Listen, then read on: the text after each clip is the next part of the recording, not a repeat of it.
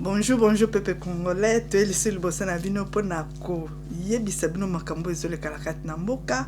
Na kati na mboka la biso tellement d'actualité zebele na kati na mboka la biso. Yango na ekoluka un résistant moko ya makasi oyo andima président Faci comme béton oyo azosa makambo na Congo ezomona na miso na bato ya onte ekoluka monsieur RL Linzenge Raoul azana toujours pona ko lobela makambo ndenge ezole kala kati na Congo yango wana comme na ye lelo na kangi ye lelo na bifo na yeba ba propos na ye pona suite ya premier ministre biso oyo bautu ko nommé na kati na République démocratique du Congo otobengi na eloko makasi na kombo eloko makasi Congo RDC yango to mo ba nungu eza ana kati na poto vraiment ya makasi to yeba ba propos na ye parce que bazoloba premier ministre biso aza rwandais yonte to yeba ba propos et pas un résistant un grand résistant oyo lobela toujours pona mboka ayebisa biso nini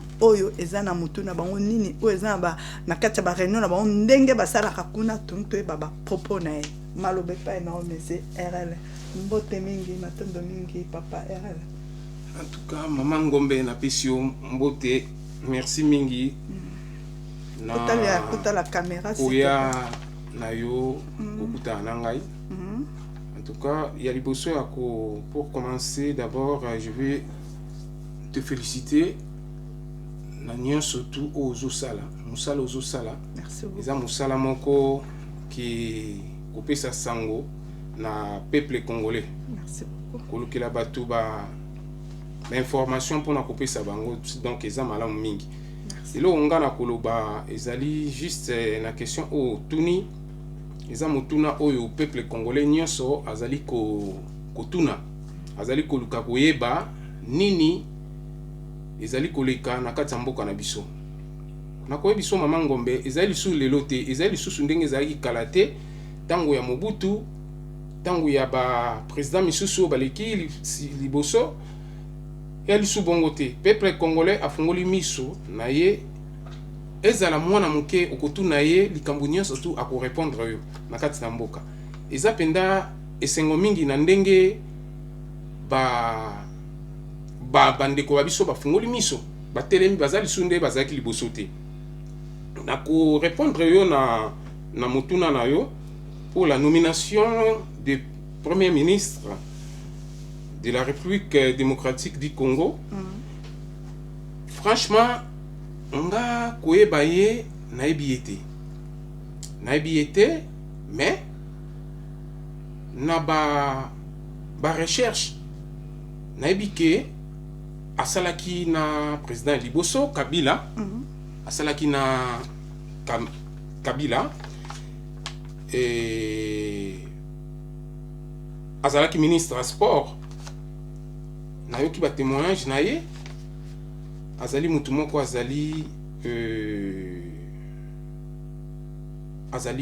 d'une na poste wana donc je pense que ako sala musala oyo peuple aza nango besoin parce que soko tali na mutuna no lobi ke soki azali rwandais soki biso tokotia na motema na biso na mutu na biso kaka ki rwandais est-ce que biso toza na kati ya France lelo biso to na kati ya France bana mboka Congo to ba africain misusu babota biso bana na biso baza kobotama na bamboka oyo soki lelo bana na biso bakoti na gouvernement batang ba classe na bango awa babotami awa soki akoti na gouvernement moko azosala azali français abotami eza mboka na ye ayebi mboka mosusu te akoki kosala nde lokola biso toye na kimukolo oye na kimukolo na mboka ya batu na ndenge mwana nyonso tu oyo azali na ekolo nyonso tu na mboka nyonso tu kokende na mboka nyonso to kokende ozali mutu oyo il faut respecter bamibeko ya mboka wana ozala mutu oyo ozala intégré na kati ya mboka wana ozali mutu oyo ozala na lokuta te ozala na moyibi te na tena point na place wana parce que tozolo ba rwandais babotami na kati ya Congo baza ba congolais d'origine congolais. Donc bazali bato yo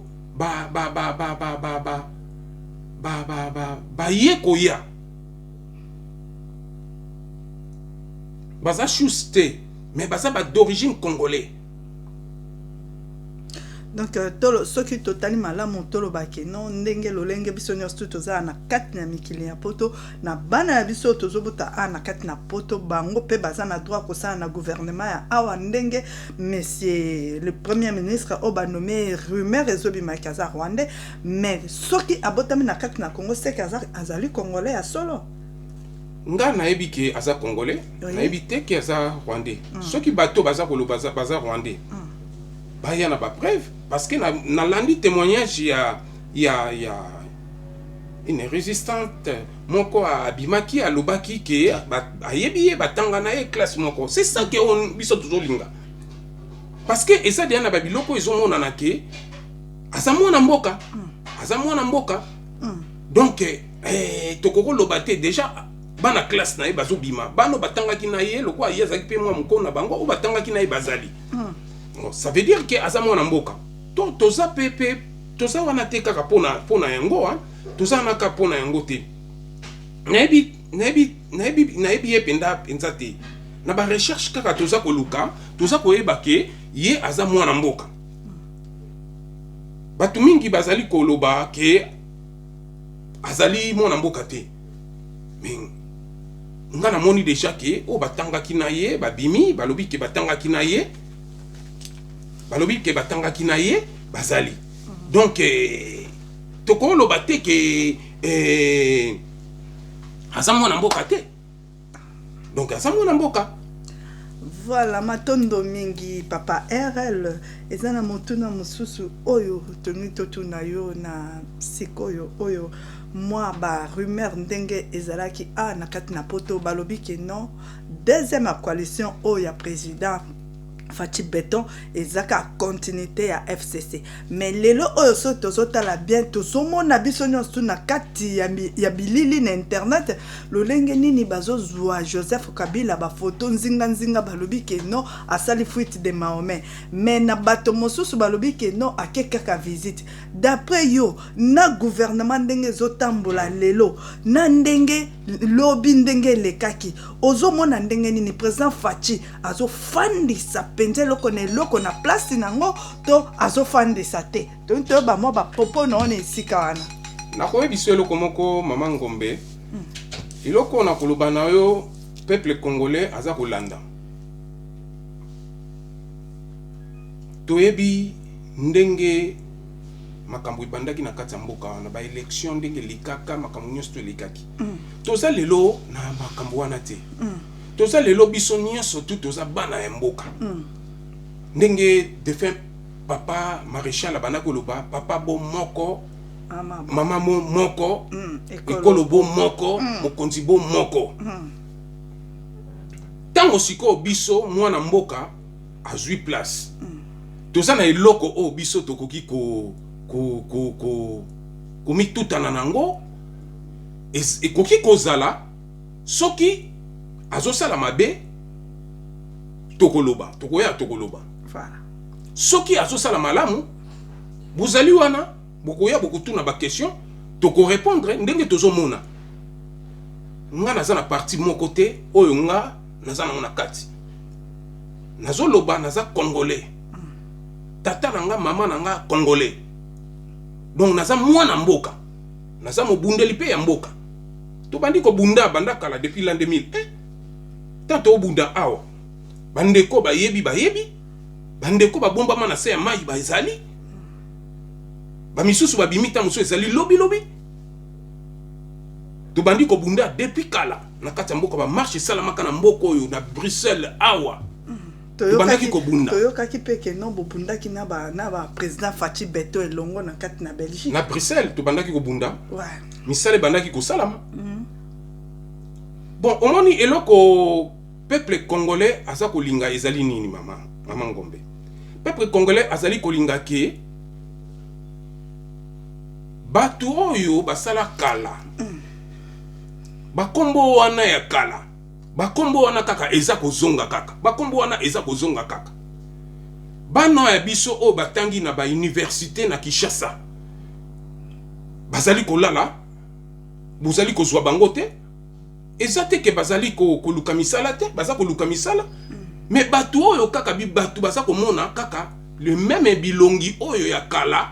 Bazali kozonga kaka batu wana kaka mutu bazali likolo. Peuple congolais alingi lisusu bongo te. Alingi moto atangi classe na ye, asala musala na ye na lolenge o esengeli. So asali musala ya sport, asala sport. Akoki kosala na sport, azali ministre ya économie, akosala économie. Donc tosana bato maele belé na kati ya mboka, bato abwanya. Bazali belé na kati ya mboka wana. Pona koloba makambu ya kopesa nzela te na batu misusu o tolingaka te ta mosusu kotanga bakombo na bango te parce que bafandi wana depuis kala basali eloko moko te. Lelo biso tozana besoin ya koyoka lisusu ba makambu ya Kabila na matoi te. Kabila makambu na ye tozana ngo besoin lisusu te. Akende Dubai, akende soki wapi. Place bako kangaye, place bako zwaye etali biso lisusu te. Biso totala mabele na biso Congo. Eloko nini ezo sana mabele na biso Congo. Miso na biso ezali na mabele na biso Congo. Lelo akende Dubai. Akende Dubai. Akende so mboka nini? Akende mboka nyonso to alingi. Soki basengi ye mokonzi na mboka ndenga azali wana asukoli maboko na ye. Azali susu na ye lisusu te. Alingi pe lisusu te makambu na ye na matoi na ye. Akosala eloko nyonso tu o ye alingi. Asa soka za congolais. Nde bango balobaka aza congolais. Biso toyebi bana classe na bango te. Toyebi bana classe na ye te. Bolobi ndeko premier ministre azali Rwandais ngana landi ndeko moko ya mwasi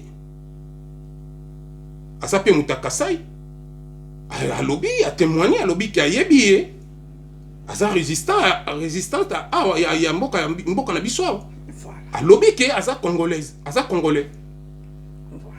donc pona koloba ke Kabila soka aza congolais ayebisa biso ata mokolo moko atangaka na intel atangaka na mutuboye atangaka na mutuboye toza lisusu wana te pona ko polémique na ba makambo misusu ya mike te toza lisusu na ba makambo wana te. Kabila aluka place na ye akende soki wapi etali biso lisusu te tozali wana pona to lobela tala bolinga te kotia matoi mama bino bato bozo panza sango.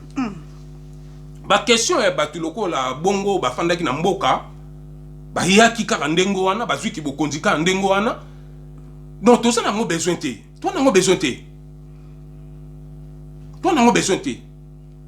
mutu aza mwasi ya mutu azali te na kati ya mboka wana mutu aza mwasi ya mutu azali te. Il faut banga mutu oyo afandi kimia aza kotalo na musika oyebi mayele na ete oyebi eloko nini oyo azo préparer pona yo te. Donc pour na wana na ko répondre te parce que makambo wana pesa biso kanda ya koleka. Matondo mingi papa RL oyo eza molobi na bino un grand résistant oyo abunda na ba président Beton na kati na Belgique. Yango wana na déplacer ki penza na ba caméra na ngana bifo na kangaye awa na kati na France. Na kangie na ba séjour na ngana za nango awa yango alobeli bino peuple congolais boyoki na matoi na bino moko ndenge papa RL aotuko paso la poke na makambo nyonso tu ndenge alobi ba propos ya ye moko. Merci beaucoup tolingi bino mingi to moni tozotika bino na mbala sima bokoyoka lisusu masolo ya malamu. Merci, au revoir.